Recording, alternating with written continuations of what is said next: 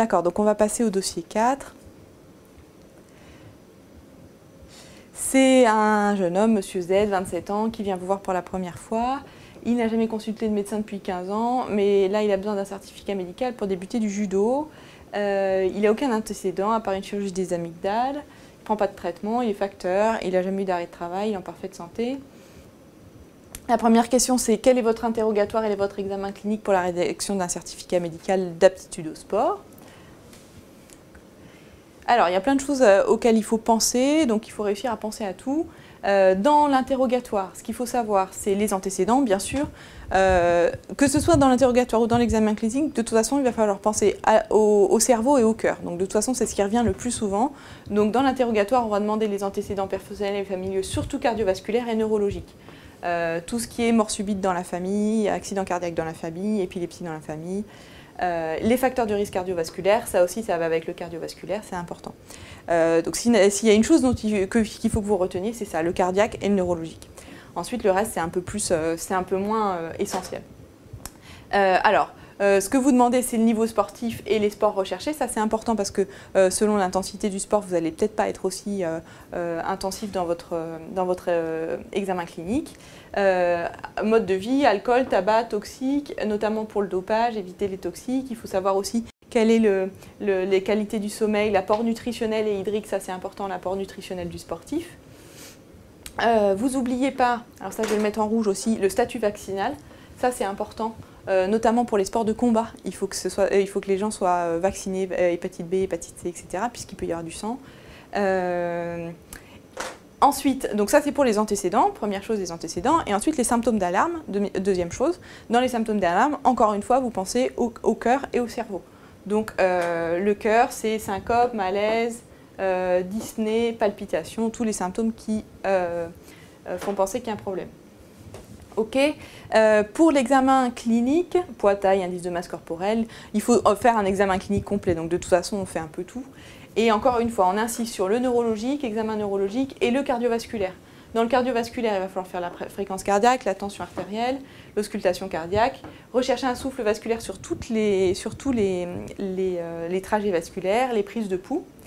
Et ensuite, ce qu'il faut faire, mais qui est un peu moins essentiel, c'est l'acuité visuelle et l'examen pulmonaire. Donc ça rentre un peu dans l'examen complet. Je continue. Dans l'examen de l'appareil locomoteur, encore une fois, ce n'est pas vital, mais c'est important. Donc je vais vous le mettre en vert. Il va falloir donc regarder le dos, statique rachidienne, les distances doigt-sol, indice de Schaubert, donc plutôt souplesse, ce qu'on vient de dire, les amplitudes articulaires, comment vont les articulations, les troubles du pied, tout ça c'est pour prévenir les douleurs ou les problématiques en fait, qui peuvent être révélées ensuite par le sport. Et donc par contre, ce qui est important, ça va être le test de Ruffier. Donc encore une fois, je vous le mets en rouge parce que c'est du cardiovasculaire. Le test de Ruffier, c'est 30 flexions complètes des genoux qu'on réalise pendant une durée de 45 secondes max. Et ce qu'on fait, c'est qu'on mesure la fréquence cardiaque au repos, à la fin de l'effort et après à la première minute de récupération. Et il y a un indice de Ruffier à calculer. Donc il y a un score de Ruffier à calculer. En fonction du score, vous savez si l'adaptation à l'effort est bonne, moyenne, mauvaise, etc. Si elle est très mauvaise, il faut un avis cardio. Si vous avez un sport à risque, des facteurs de risque cardiovasculaire ou un problème clinique, vous n'hésitez pas à demander un électrocardiogramme. Donc ça, il ne faut pas hésiter à le demander, l'électrocardiogramme, notamment quand on arrive chez des hommes de plus de 35 ans où il y a des facteurs de risque cardiovasculaire.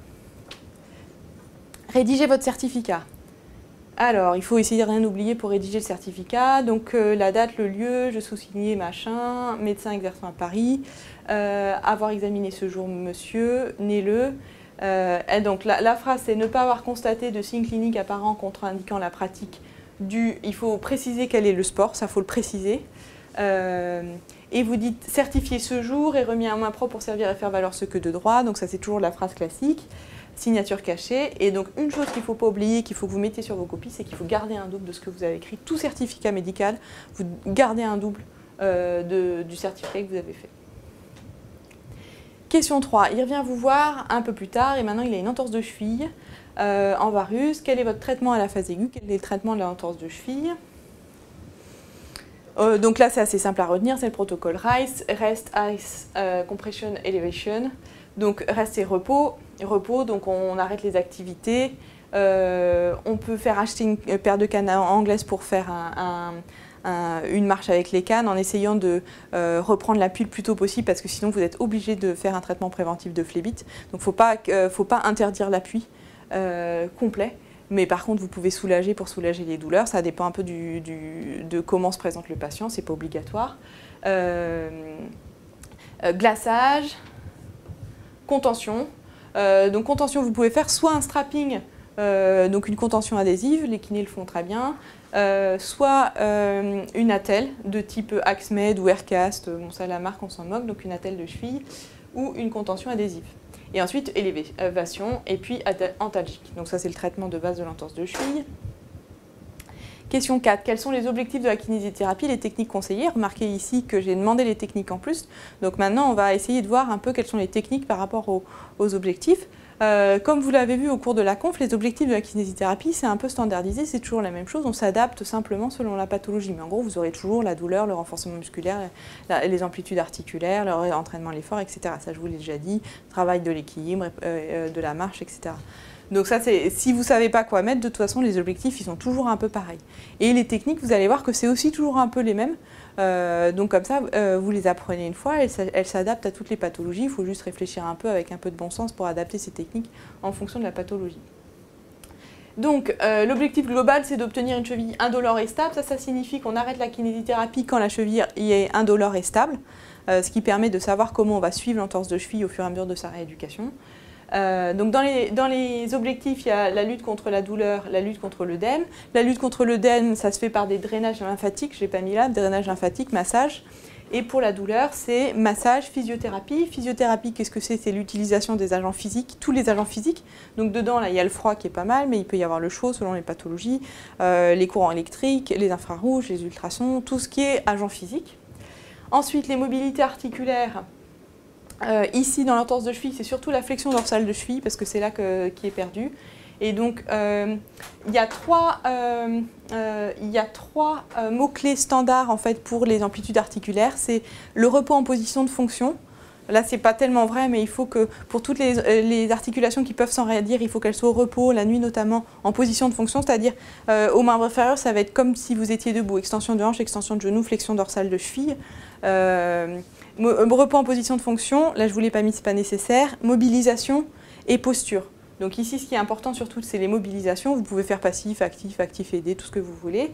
Posture et les étirements qui sont des formes de posture aussi. Donc repos en position de fonction, mobilisation et posture, c'est les trois mots-clés pour les amplitudes articulaires. Vous voyez, c'est toujours les mêmes techniques. Vous pourrez les réutiliser pour d'autres pathologies. Ensuite, le renforcement musculaire. Qu'est-ce qu'on renforce comme muscle? On renforce les muscles fibulaires, qui sont les muscles de la loge externe, qui empêchent le pied de partir en varus à l'intérieur. Et donc ça, c'est des contractions musculaires, ça va être de l'actif. Et il y a trois types de contractions musculaires, on va dire. On peut faire de l'isométrique où on ne bouge pas. Donc ça, c'est très bien pour les gens qui ont mal, notamment, ou bien qui ont un plâtre ou une attelle, qui ne peuvent pas enlever, etc. Ensuite, en dynamique, il y a deux types. Il y a isotonique, où c'est toujours la même force. Donc ça, c'est ce qu'on fait classiquement, hein. On appuie toujours de la même force, et le kiné fait ça, en muscu on fait ça, c'est toujours la même force. Et puis le dernier, c'est isocinétique, ça c'est une machine qui impose la vitesse, ça c'est assez rare, on ne l'utilise pas beaucoup, surtout que dans les réentraînements un peu intensifs à l'effort, vous ne le verrez pas beaucoup. Donc retenez isométrique, isotonique.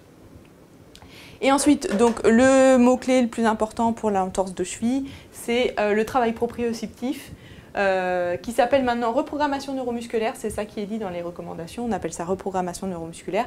Je ne vous ai pas mis les techniques en gros c'est le travail sur plan instable, donc planche instable, sable, tout ce qui est plan instable pour retravailler les sensations et la reprogrammation neuromusculaire. Question 5. 8 mois plus tard, il revient vous voir, maintenant il a une entorse de genou qui date d'il y a 3 semaines, il n'a plus mal, il peut marcher sans canne. Il a plus mal, donc du coup, là, on lui fera peut-être, si on lui fait de la kiné, on ne lui fera pas de la kiné antalgique. Il peut marcher sans canne, il porte encore une attelle de Zimmer. À l'examen, vous retrouvez un genou sec, sans laxité dans le plan frontal, un signe de Lachman positif. Quel est votre diagnostic? Donc c'était une rupture récente, ça faut le préciser, du ligament croisé antérieur, du genou droit. Je passe. Question 6. Quelle est votre attitude vis-à-vis de l'attelle? Quels sont vos objectifs de kinésithérapie? Là, j'ai demandé que les objectifs. L'attelle, en général, dans les entorses graves du genou, on la maintient 6 semaines. Par contre, on peut l'enlever pour la rééducation. Ça n'empêche pas les gens de marcher. Encore une fois, si vous empêchez les gens de s'appuyer, vous êtes obligé de mettre des anticoagulants à titre préventif. Donc ici, on est à distance, on est à 3 semaines, donc c'est plus de la kinésithérapie à la phase aiguë, c'est plutôt de la kinésithérapie donc de restauration fonctionnelle un peu plus loin, donc on va faire du renforcement un peu plus intensif. Et donc encore une fois, mobilité articulaire, renforcement, qu'est-ce qu'on renforce comme muscle? Donc les ischio-jambiers et le quadriceps qui sont les muscles qui entourent le genou. Reprogrammation musculaire, le travail proprioceptif, il est valable aussi pour les entorses de genoux. Vous voyez, entorse de genou et entorse de cheville, finalement c'est un peu la même chose. Et puis là, par contre, ça fait 3 semaines qu'il a son attelle qui ne marche pas trop. Donc il va falloir faire du réentraînement à l'effort. Il a perdu ses capacités d'effort. Et je ne fais pas d'antalgique puisqu'il a pas mal. 1 an plus tard, malgré une rééducation bien conduite, le patient il est très gêné par des dérobements fréquents du genou qui le gênent pour progresser au judo. Qu'est-ce que vous lui proposez? Donc c'est le traitement standard de la rupture du ligament croisé antérieur, c'est le traitement chirurgical qu'on fait donc à froid, généralement sous arthroscopie, et donc ligamentoplastie du genou. Pas besoin de préciser les différentes techniques de ligamentoplastie, c'est déjà pas mal de dire ligamentoplastie du genou. Question 8. Après la chirurgie, les transferts en service de rééducation. Agidis, alors qu'il a repris la marche, il se plaint d'une douleur du genou droit. Celui-ci est tuméfié, rouge et douloureux en permanence. Le patient est apyrétique. Il a 10 grammes d'hémoglobine, c'est du post-op, c'est normal. Il a 7500 globules blancs, 340 000 plaquettes, 5 de CRP. Quels sont vos 2 diagnostics que vous évoquez en première intention? Quelle est votre attitude vis-à-vis de la kinésithérapie? Alors en post-opératoire de genou, quelle que soit la CRP, quelle que soit la fièvre, quel que soit l'aspect du genou, s'il y a une douleur de genou ou un genou tuméfié, la première chose à évoquer, c'est le sepsis. Donc c'est la première chose à évoquer. Donc c'est l'arthrite septique post-opératoire. Et le deuxième qui est le plus fréquent, donc vous savez quand vous avez 2 diagnostics à évoquer, généralement ce qu'on demande c'est 1 le plus grave et 2 le plus fréquent. Donc ici le plus grave c'est le sepsis et le plus fréquent c'est l'arthroscopie, c'est l'algodystrophie. Donc l'algodystrophie, ce que vous avez comme argument pour l'algodystrophie, c'est qu'il y a aussi un genou douloureux en cours de rééducation après l'arthroscopie avec une raideur. Par contre, un patient apyrétique et pas de syndrome inflammatoire, ça c'est plutôt effectivement en faveur de l'algodystrophie plutôt que le sepsis. Qu'est-ce qu'on fait de la kiné? On arrête les soins de kiné tant qu'on n'a pas précisé le diagnostic. Une fois qu'on aura précisé le diagnostic, sur un sepsis, de toute façon, on ne fait pas de kiné. Une fois qu'on aura précisé le diagnostic, il faudra faire de la kinésithérapie spécifique de l'algodystrophie, donc des manœuvres beaucoup plus douces, plutôt du maintien d'amplitude articulaire, du gain progressif d'amplitude articulaire, respecter la non-douleur, etc. Voilà pour ce dossier.